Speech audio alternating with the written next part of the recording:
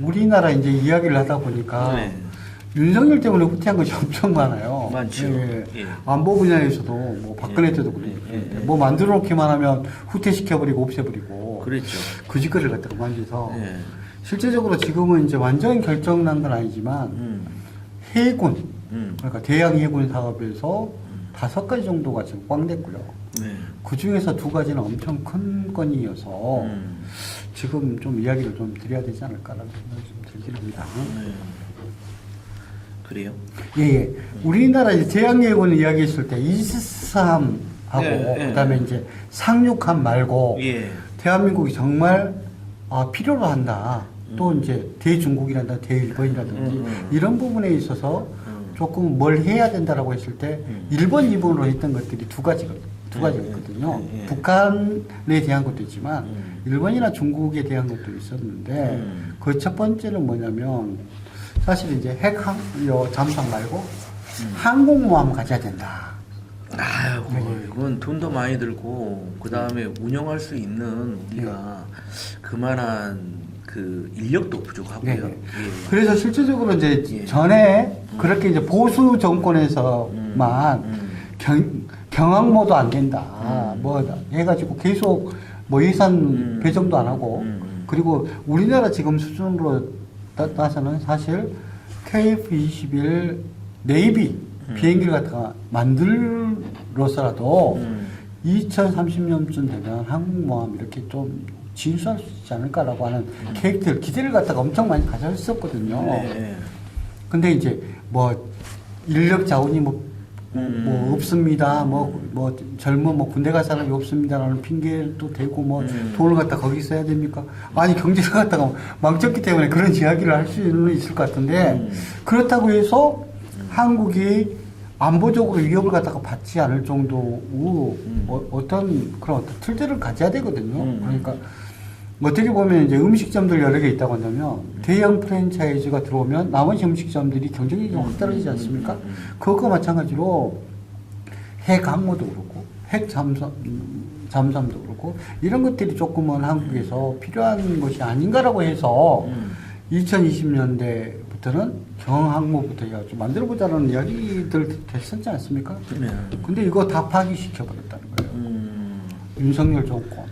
아니 저는 네. 개인적으로 아까도 이야기했지만 항모가 지금 미국의 항모를 따라 한다고 네.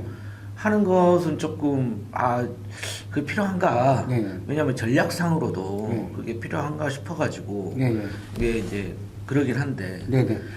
그래서 이제 그 문제에 대해서 이야기를 하는데 문제는 뭐냐면 우리는 이제 우리나라 주변에 북한만 있는 게 아니라 네. 중국이라든지 일본, 일본도 러시아가 잠재적 그러니까 그렇죠. 러시아보다는 일본이나 중국이 잠재적 경쟁 관계에 있을 수가 있거든요. 그렇죠. 그리고 그거 가지고 압박하지 않습니까? 네. 일본 같은 경우는 아예 노골적으로 독도 문제 때문에 한국에 있는 비행기는 독도까지 못 가요. 5분이면 회항을 해야 돼. 네. 근데 일본은 지금 요 경항모급의 상륙함 같은 것들 갖다가 엄청 많이 지금 계획을 잡고 있고 만들고 있거든요. 네. 그 다음에 지금 항공모함도 지금 만들려고 해요. 한마디로 사기치는 거죠. 헬리콥터 항공모함이라고 했는데 헬리콥터 항공모함에서 비행기가 지금 수직 이착륙되는 비행기가 지금 뜰 수 있는 걸 지금 개변하고 있고 또 만들고 있거든요.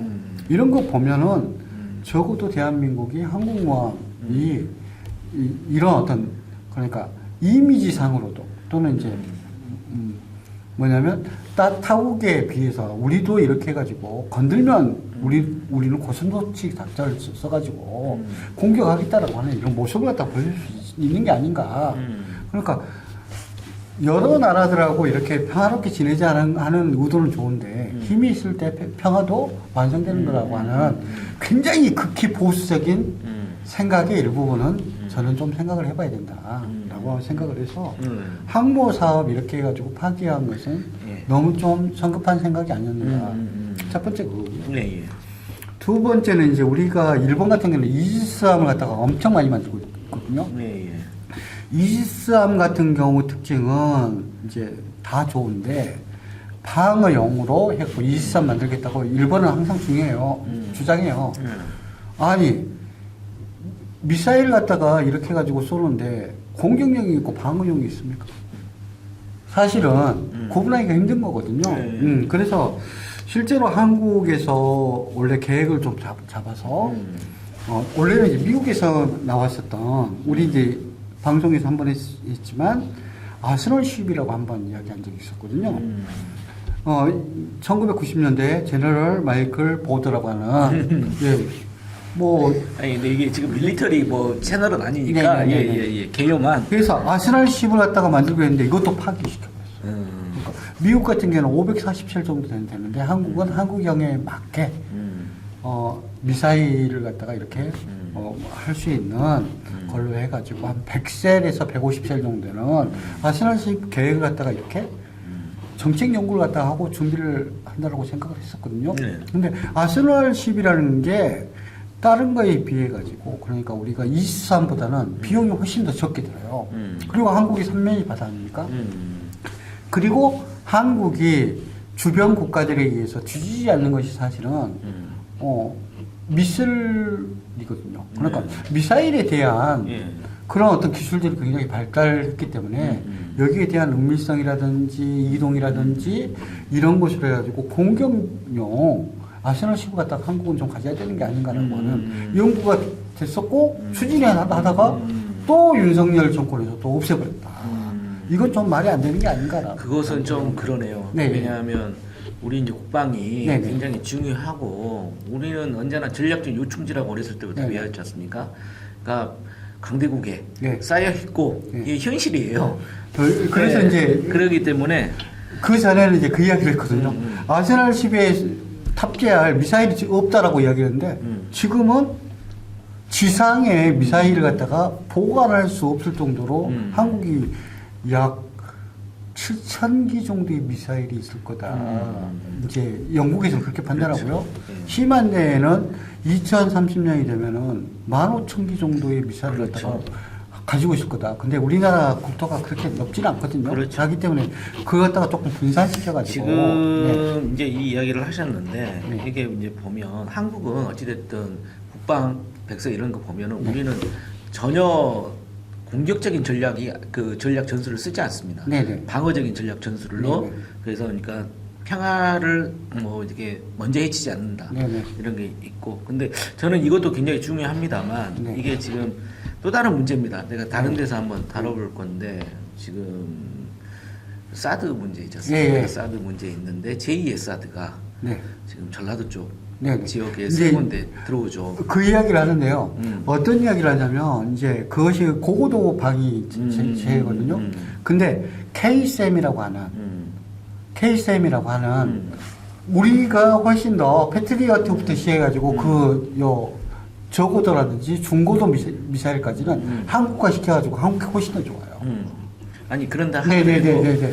그런데 사드 같은 경우에는 고고도잖아요. 예. 한국이 지금 계획 잡아가지고 고고도도 미국 것보다 훨씬 더 좋게 지금 사실 만들 수 있어요. 만약에 네. 제가 지금 말하고 싶은 것은 이거죠. 우리나라 국방을 위해서 우리나라가 자유적으로 한다면 모르지만 그래서 이제 어떤 이야기를 하냐면 한국이 한국형을 가지고 있는데 뭐라고 미국 사드를 갖다가 써야 되느냐. 미국이 요구하는 거니까 자기들 그러니까. 자국 방어를 위해서. 그래서 이제 레이더의 범위라는 걸 이야기하잖아요. 예, 예. 고고도의 것을 갖다 추적해가지고 레이더 방어 체제를 갖다가 한다 하더라도 지금같이 사드가 같이 그냥 중국에 뭐 전역을 갖다가 이렇게 해가지고 탐지해가지고 할 필요는 없다.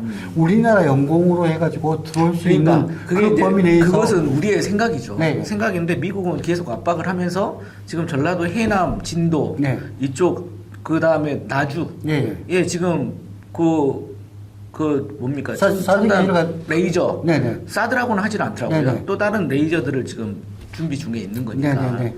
그래서 이제 이야기를- 그것을 아마 제가 보기에는 굉장히 수용되기 힘든 이야기를 하는 거다. 왜 그러냐면 한국이 고고도 미사일 방어 체제를 사실은 이제 전술적이라든지 아니면 이제 성능이라든지 이런 부분들이 초기에는 조금 미국과에 비해서 떨어졌지만 현재 상태는 굉장히 좋아졌고 특히나 레이더 기술 같은 경우에는 굉장히 급격하게 빨리 발달하고 있기 때문에 굳이 한국이 주변 국가들 갖다가 이렇게 해가지고 공격이라든지 뭐 탐지하기 위해 가지고 하는 것으로 보여지지 않은 정도로 국토방위를 해가지고 하는 정도의 부분으로 만들 수 있기 때문에 사드가 필요한 게 아니다. 그거도 방어 체계에는 사드는 엄청 비싸거든요. 무지막지하게 비싸요. 아니 그러니까 예. 순수하게 이제 그렇게만 하면 좋은데 네. 미국이 밀어붙이니까 아마 이 요구를 들어줘야 되지 않을까. 사드처럼. 그렇지는 않을 겁니다. 아 그래 네. 그것을 한번 보죠. 네네네. 예, 예. 왜 그러냐면 한국이 그런 정도로 갖다 벌써 뛰어넘어 버렸습니다. 미술 같은 경우는. 근데 이제 결국은 사드도 해줬으니까 문재인 정부 때. 사드의 가장 큰 문제는 뭐냐면 그거도 방위 미사일이 문제가 아니라 레이더가 문제. 그렇죠 레이더가 문제죠. 결국은 그것 때문에. 네. 그런 건데. 그래서 요 주변 국가를 갖다가 다 이렇게 감시하는 것 같은 형태가 아니라 우리나라를 지키기 위한 레이더 체계를 갖다가 완성시키고 만들어가는 과정으로 이렇게 판단하면 좋을 것 같습니다. 네.